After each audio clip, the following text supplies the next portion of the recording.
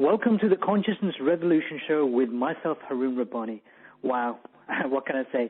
We've had so many amazing guests over the summer and over the last few months, and we've got more to come. Now, I've got to share with you guys just this thing. Years ago, many years ago, as a child, I used to watch this one particular television show which I was totally glued to on Saturdays. I'm actually referring to something called $6 Million Man. Now, as a child, he was certainly one of my big heroes. But then he was joined by the Bionic Woman, who again became a heroine for me. And in fact, a number of years ago, 3 years ago, when I was interviewing on the BBC radio show called The Superhero Show, I was actually mentioning the Bionic Woman. I said to myself, you know what, Harun? One day, and I actually said it live on the show as well, I'm going to do an interview with Lindsay Wagner. And can you believe it that only a few weeks ago an email was sent around by a friend of mine saying, oh, by the way, Harun, would you like to interview Lindsay Wagner? So we've got her on this show right now. So before I start the show, I want you to do this, guys. I want you to pick up a pen, make notes, make loads and loads of notes.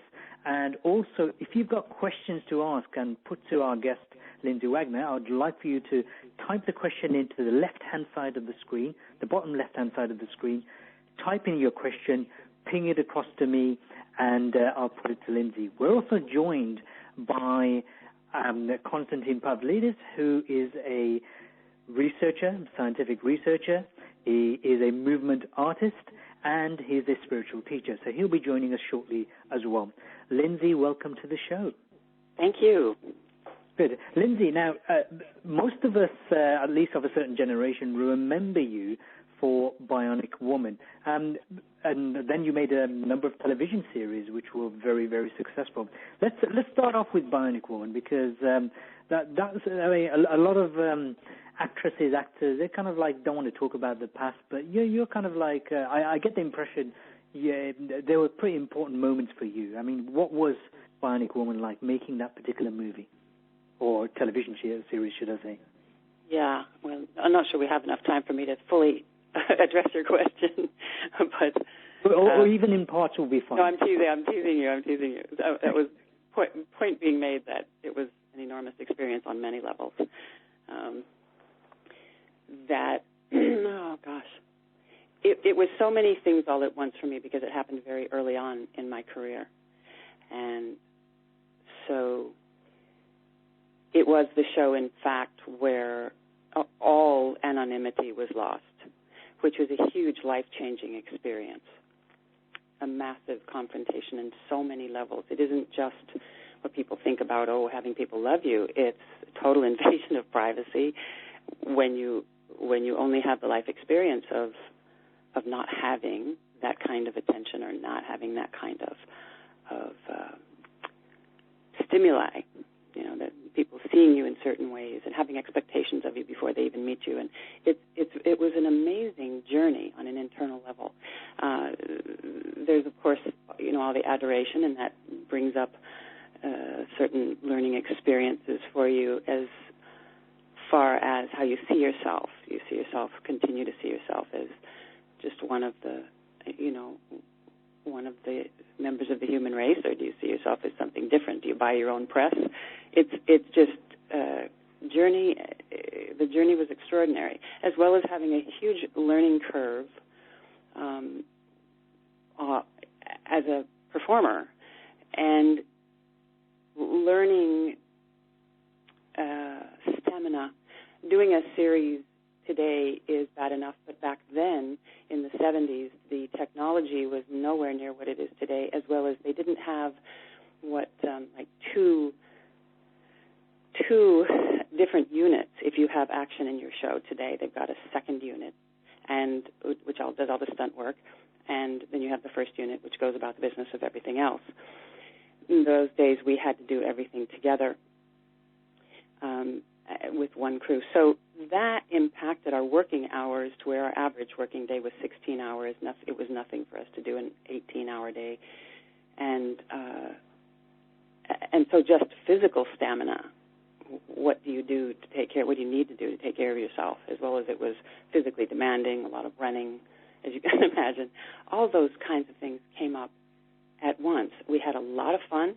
We had a great group of people, and yet the learning curves were just extraordinary and just one on top of another.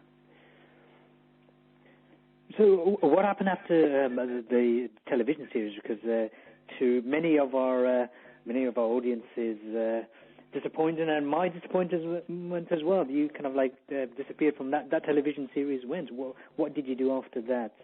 Well, I'm not sure that all of the films that I did after that came to the UK. I think a lot of them did in other countries, but I did 40 television movies, 2-hour television movies, most of them issue-oriented movies, and the vast majority of them were true stories, because I love doing true stories, and the pieces that I would pick to do, and some which I actually developed, were stories about people. What I was looking for was stories about people who transcended their circumstance more than just survived it. You know, it's I guess, encouraging to see when people survive difficult circumstances, because when you watch a show of any kind, you're identifying with some part of that story, right? And kind of vicariously experiencing it. So for me, it was important to find stories about women or the families or whatever it was who actually went through the circumstance but found themselves on a higher plane afterwards rather than just survived it and I'm going to go back to my same old life, which is, to me, a lot of what drama is about. It's just kind of looking at that stuff and not really getting anywhere, but I'm still here, so I'm happy about that, you know. It really wasn't enough to entice me to do a film. So I did a lot of that, and some of it came here to the UK, but I was extremely busy during that time. I also did various mini-series. One of you mentioned about various dramas that people go through in life, and actually one of your you actually had pretty much some hard stuff going on, like domestic violence during your childhood. Are you able to share some of that, perhaps, with our listeners? You mean about the show? Yeah, I did a movie about domestic violence. Is that what you're talking about? Yeah. Your personal experiences? Well, my family did struggle with that, and so when I went about the business of learning how to heal myself from the wounds that went on, that I ended up with as a result of that kind of, which many of us have. Many of us grow up with that. It's far more common than we like to think or talk about in our society. But what my interest was in human potential, I have always believed that we are extraordinary beings. And I had some early experiences in my life, which I can share with you as well, but to kind of continue to tie it into the domestic violence, it doesn't really matter so much what went on in the family. To me, what's important, because we all have our flavor of it, those of us who experienced it, whether it be physical or even psychological, which is every bit as damaging, and far more of us have experienced that even than the physical. But the recognizing and learning that